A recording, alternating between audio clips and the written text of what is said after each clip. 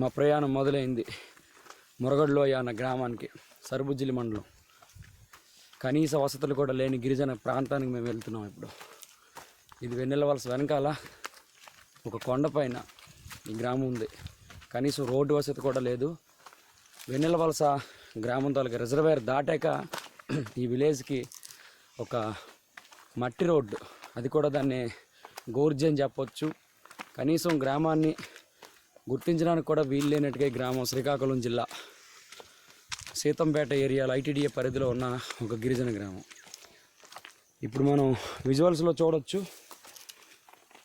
ఈ గ్రామం తాలూకా ప్రజలు ఆ గ్రామానికి వెళ్ళి మళ్ళీ బయటికి రావడానికి, పట్టణ ప్రాంతాలకు వెళ్ళటానికి ఇదే మార్గం.